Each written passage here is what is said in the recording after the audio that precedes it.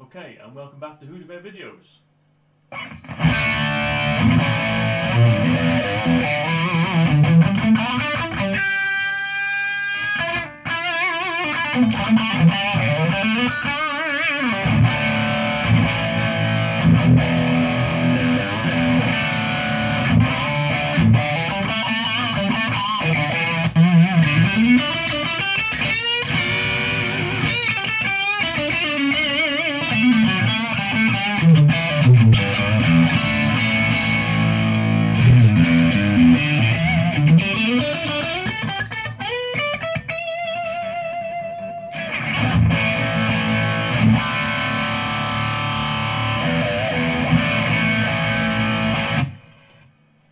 Okay, it's been a while.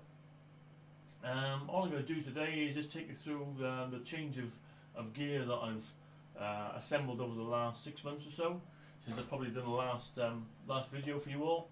What I'm going to do is just take you through the gear that I'm using. A Marshall dual super lead, or it's a DSL 50 watt head.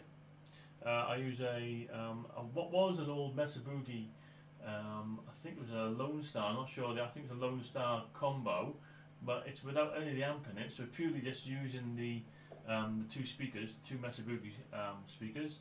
I think they're Black Widow speakers from the cab. I also use a Boss GT100. I'm still a huge fan of the Boss gear.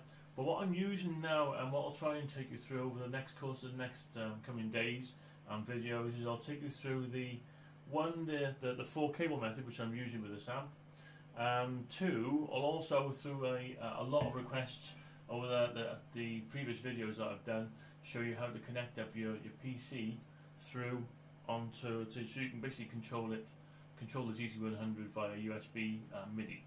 All right. But what you just heard there was I'm using the Marshall head, yeah, as the main distortion sound.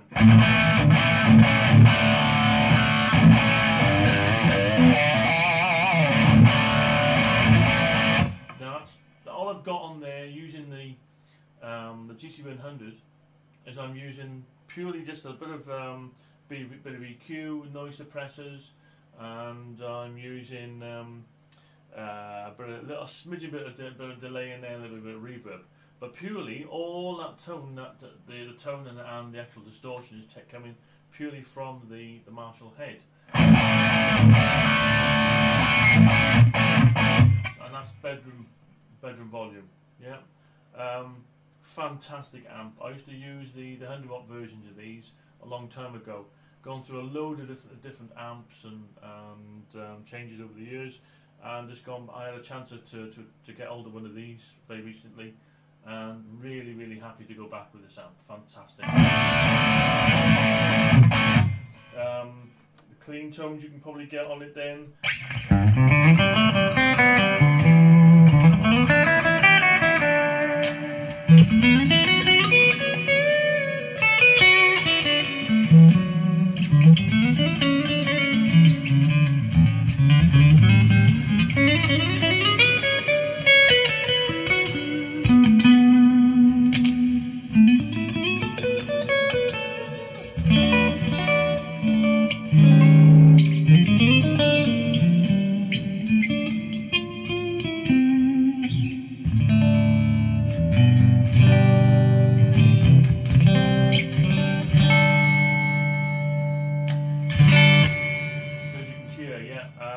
Again, I'm using the amp for the actual tone itself.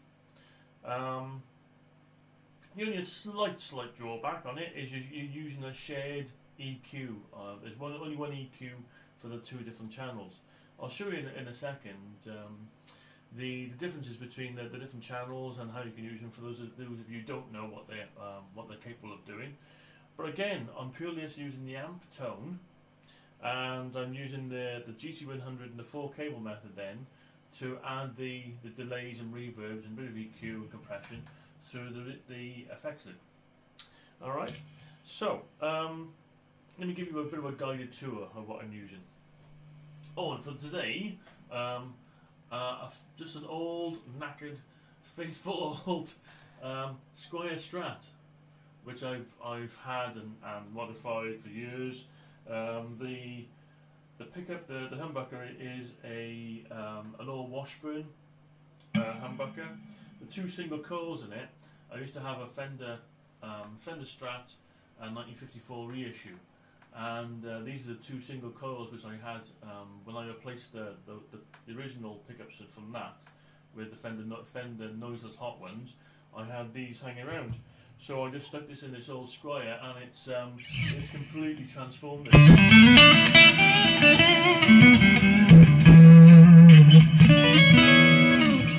Lovely, really, really nice. So yeah, I've really just a quick old Squire. How old? I haven't got the foggiest.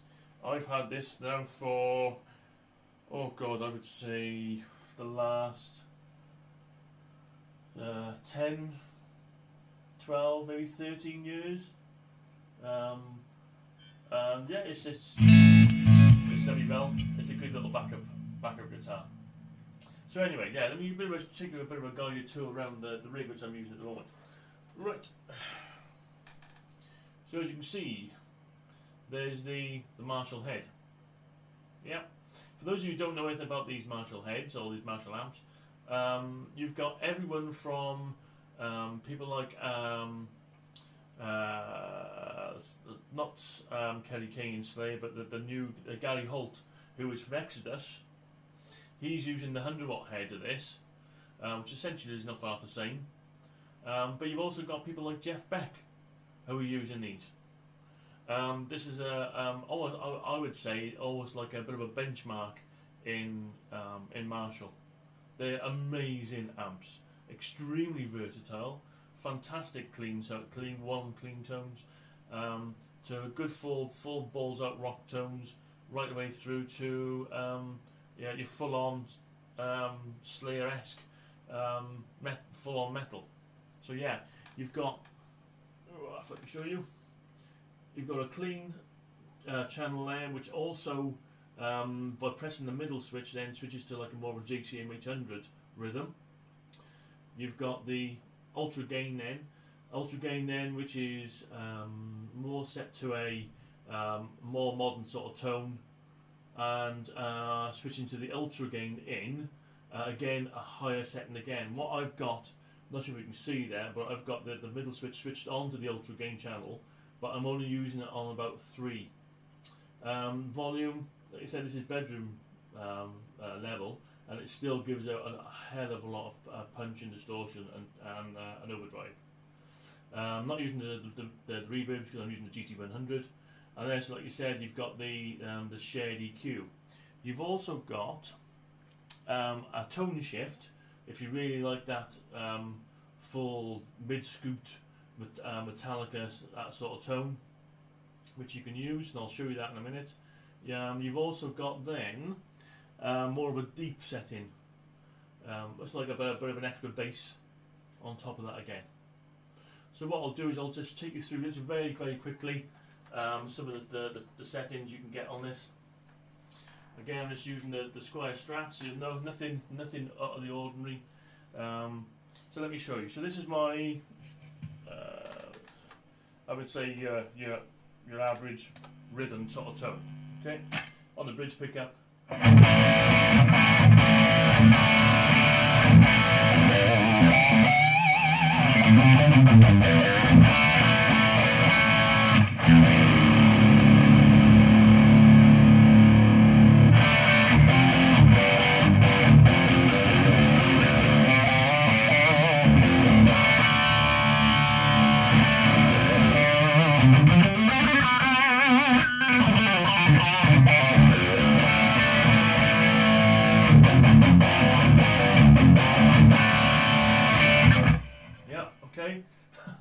So that's just using, like I said, an old battered Squire. Right, I'll show you now. Then at the moment, I've got the clean channel on. So what I'll do is I'll swap that over now. Excuse the reverb on there. This is one of the patches I use. But so as a clean tone, I'll just switch it on to the Overdrive sound, which is more of a GT100 tone. Okay, so I'm at about 10 on the Overdrive.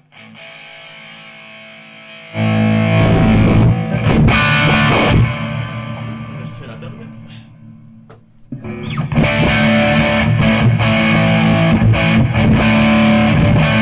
So that's the. Oh, before I get arrested for the volume.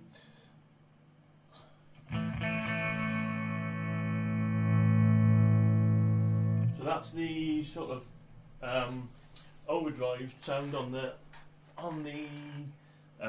clean channel. Lovely, thick, warm, rich Overdrive sound, fantastic. But again, I'm using it just purely as a clean and then on the other channel for my dirty sort of tone. From the ultra gain then. Take you on to a dirty channel then.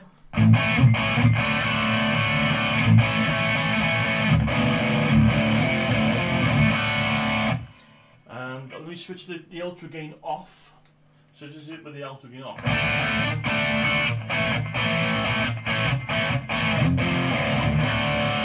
Still plenty of meat behind it.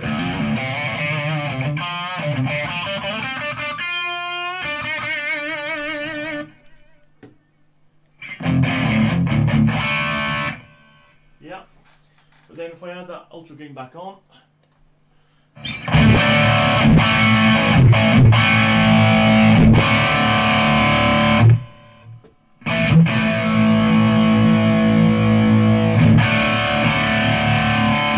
you got the more obviously the harmonics coming through there. What I do sometimes use on top of that again from the Boss GT8, because I'm not sure if you know how this works, but purely the Boss can via the 4 cable method, you can use this via the a lot of the Digitech units, the earlier Boss units, a lot of the different units that have got a separate effects loop built into it. You can put any of those things like the distortion, compression, wah, volume. You can put that before the amp, so that's hitting the preamp stage and your distortion channel. Then using the send and return to manage then any other effects after that. You can put that in through the effects loop. Always try and put your choruses, your delays, reverbs, stuff like that, your clean sounding effects through your effects loop, because they sound so much cleaner, warmer, richer, fuller, as they're supposed to sound. All right, and then eventually then it comes back into from the amp then back into the GT100 then, and then puts it out through the amp as well. And yeah, so anyway. So what I've got now, so diverting back off, is I've got a blues screamer, blues overdrive, which I use from the Boss GT8, sorry, GT100. That's going into the front of the amp. Yeah, then it comes back out of the amp then back into the GT100 to then send it back in all of the reverbs and delays. So what I've got now is I would say overdriving the front end of the amp. Yeah, is a bit of an overdrive. So this is the normal sound without it.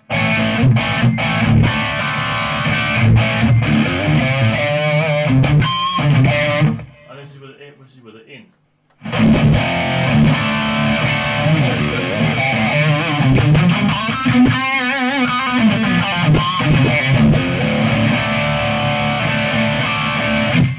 Yeah, and as you can see, it really adds that extra balls and punch to the sound. So this is with it on. This is with it off. Put it back on.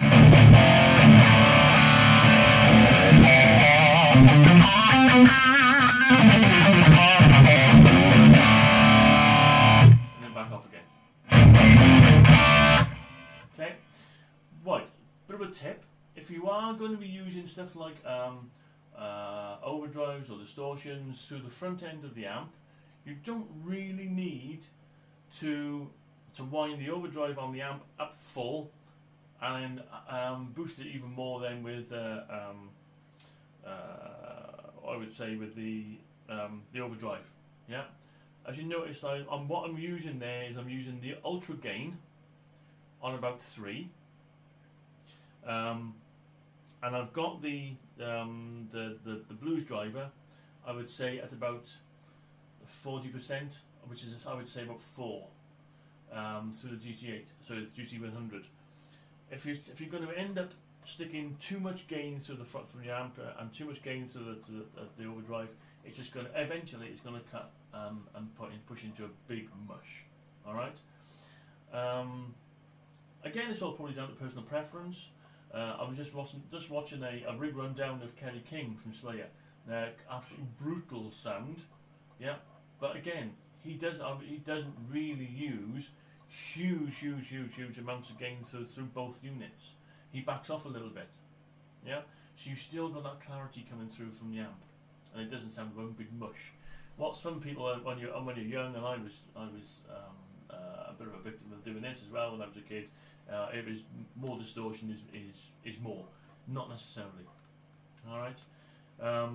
One, always try and get yourself a noise suppressor or noise gate of some sound, yeah, which really tightens up your sound.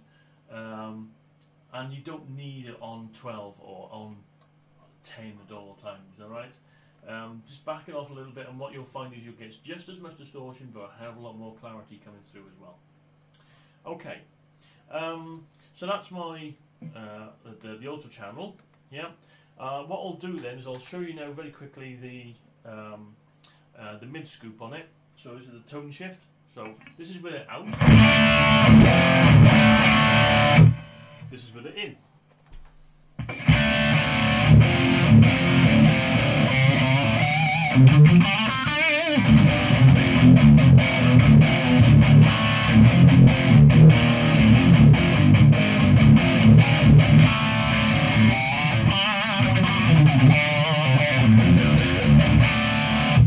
This is with it back out again.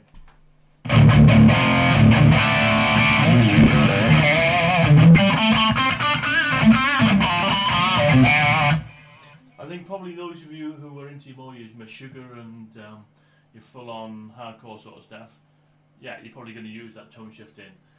Myself, I play, I would say, more your heavy rock sort of stuff. So I prefer to have the mids coming through just a little bit, not too overpowering. I mean, I've got the mids on, middle on about 7 at the moment. My treble is on about 6. And my bass is right the way up, but I also use the graphic EQ, and the actual speakers from the Mesa BB cab are quite rich bottom endy as well. So what I tend to do then with the graphic EQ is boost it a little bit, boost the top end a little bit with it as well. So but it's again all down to personal preference. Okay. Now I'll show you now with the deep setting on the amp out. So deep out. So deep is out now.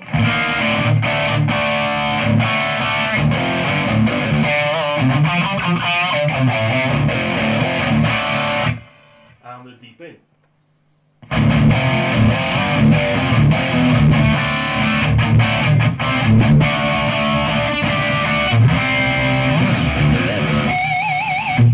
Yep, it really gives it that bottom end crunch and balls to it. But again, it all depends on your personal preference. If you're playing probably a bit more punkier sort of style, then you might necessarily prefer it without. What you've got to be careful though when you're playing live is too much bass can really muddy up your tone. So what you may want to do is just back off your bass a little bit. If you are using the deep, back off your bass or bring up your treble a little bit in your mix. Otherwise, again, you can get lost in the full mix of the band. All right. So that's my that's the Marshall head I've been using for a long while now. Fantastic amp. All right. Now let me just run through with you very briefly, and I'll do this in detail in a another full video. But the order in which you can use the 4-cable method using the GT100 and the Marshall amp. So of course the first cable, let me show you. The first cable goes into, on the far right, yeah, my input. My input then, I use an AKG wireless. It's the SR40 single, cracking little wireless unit, very cheap for what it is, but does a job. Okay, that's the SR40.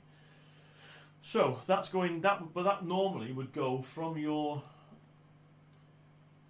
GT100 into your guitar, straight into your guitar. Okay, right. The next thing you want to do is, because what if I bring up the 2 seconds? I'll bring up the GT100 unit there, actual controller, and you'll see what I mean by this. So this is the loading screen for it, and what you'll see is the really handy thing about it is it's got the ability to divert the different pedals in different areas to the right areas. So what I've got here is the first volume pedal, the compressor. I use the volume purely as a volume boost for solos. What you can use is it to switch on and change the different levels. And so if you check out some other videos, when I'm doing the same sort of thing on a GT8, it works exactly the same on the GT8, GT10, GT100. Yeah. What you can do using the signs part up here, you can assign loads of different effects purely to the foot swell or volume pedal. But in this instance, I'm purely just using it as a volume. Okay. I haven't got any compressor on. I haven't got the Blues Overdrive on. That switches on purely when I bring it in as in when I want to. I've got the send and return. Really truly speaking, to be honest, I should be using that. Yeah. So you've got your noise suppressor. So your noise suppressor first. Then you've got your so any noise you're bringing out from the overdrive. Yeah. You're just taking the noise out then before it goes back into the send and return. Okay. So the send and return then. So when I kick this on for the overdrive, yeah, that then sends the loop out, almost as if it's going back out then. Okay, so that then goes from the send, yeah, into the front of the amp. So I've got, it's basically almost as if I'm going from guitar to overdrive to front of the amp. Yeah. Now then what you want then is that sound coming out of the head or of your amp, yeah, to go back into your GT8 or GT100. Yeah. So what I do then is I go from the so it's going from the amp via the send, yeah, back into back into the return onto the amp. So basically you're going from the first input into your guitar. The second one then is you use the send, yeah, into the front of the amp. From the back of the amp on the send back into the return, and then the last one then going from the your amp out, which is the L mono, yeah, or your amp which you would normally plug in straight into your amp, goes from there then back into the return, yeah, back into the return on the amp. So guitar to input, from the send to the front of the amp, from the back of the amp send into your return on your GT100 or GT10, GT8, or whichever unit you're using, and eventually then from your left mono or your amp output back into the return on the actual head of the Marshall or your whichever amp you're using. Okay. What that does then is you've got, pardon the shakiness, you've got all of these parts then going to the front of the amp. The send and return then puts everything out. If you notice here, I've got the noise suppressor here, yeah. So any noise that's coming from what's coming out of the amp and stuff like that, before it hits any of my clean effects, it's taken out. All right. So I'm not using any of the amp simulations. I am using a graphic EQ. Okay. So I'm using a graphic EQ. I'm not using a chorus. I'm using a delay, a bit of reverb, and I'm actually using the an additional graphic EQ to boost the bottom end. Yeah. On the GT100. So essentially, all of this lot goes into the front of the amp. By the cables, then anything after then goes in through the effects loop. But what I'll do is I'll do a separate video for you on this, on how to set this up properly, and how to set it up not only via cables, but also via your GT100 controller or GT8 controller.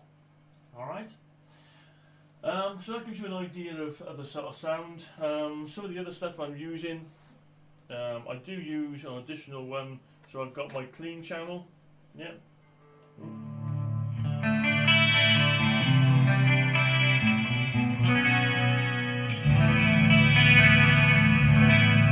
So that one there, I'm using a bit of chorus, bit of reverb, bit of delay.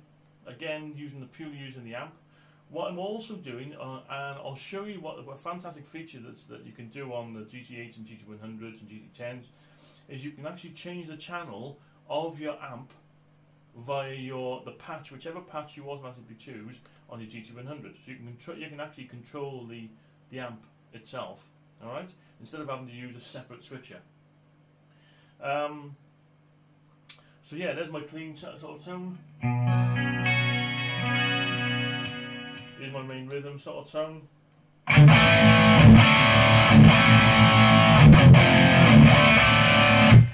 And for solos, I boost kicking an overdrive on top of it.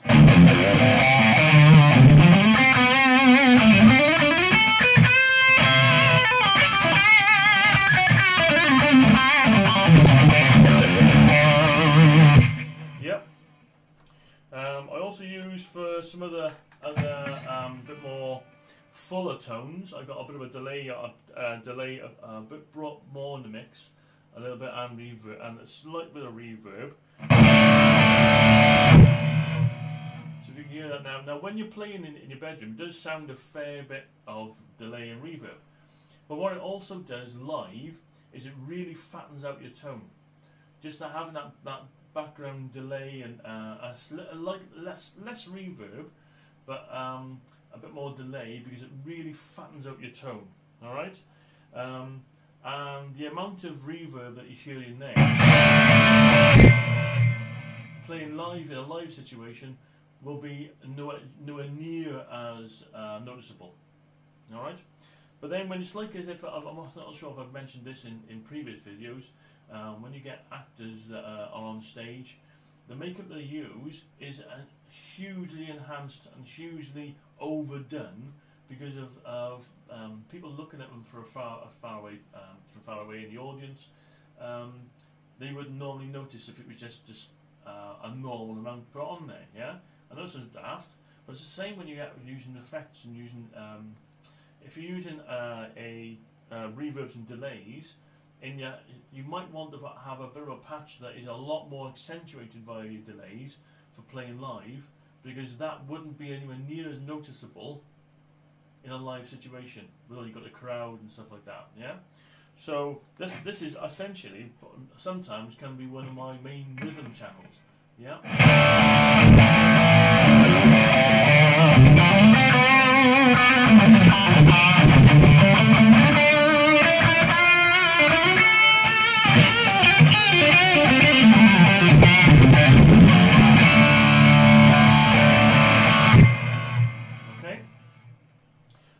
Then to accentuate even more, this is I would say, the most atmospheric sort of lead tone that I use.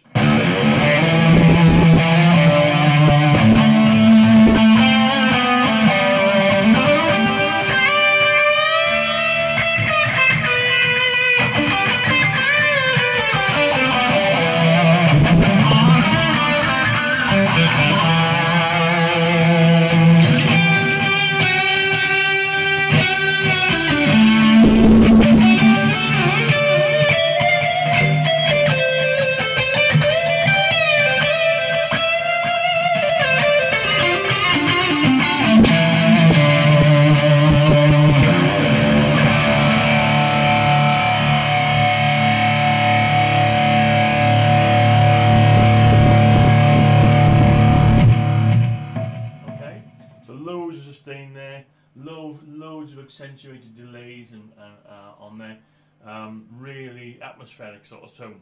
All right, but again, it sounds a bit over the top for a bedroom situation. But I promise you, when you put that into a live environment, what you'll probably find is that it won't sound anywhere near as much as what you would normally be used to, but yet it'll still cut through and push that effect over to the crowd. All right.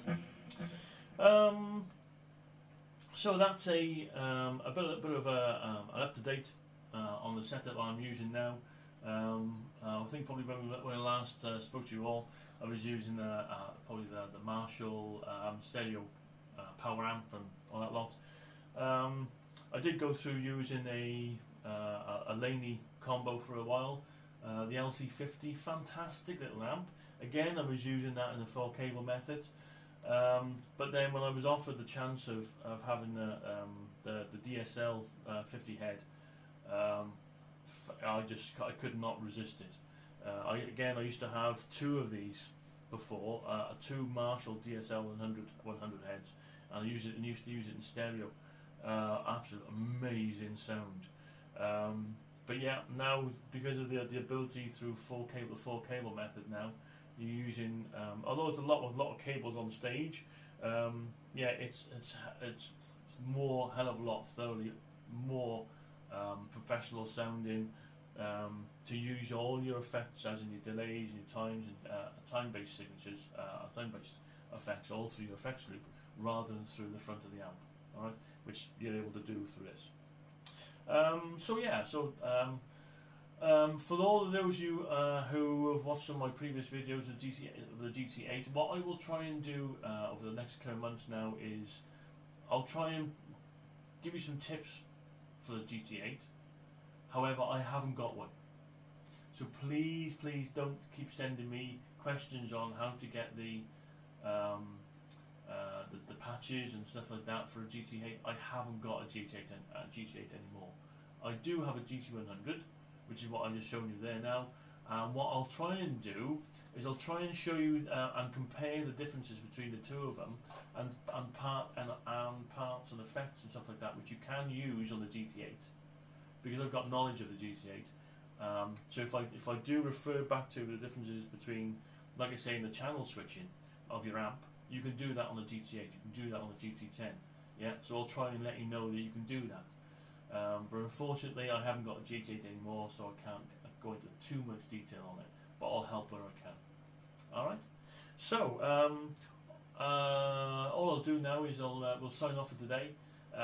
What I'm going to do in the next couple of videos is just run through a couple of the other guitars which I'm using for live now these days, and hope you wish you all well. And if I don't speak to you beforehand, have a fantastic New Year and hope you had a great Christmas. That's all for me. Cheers, thanks.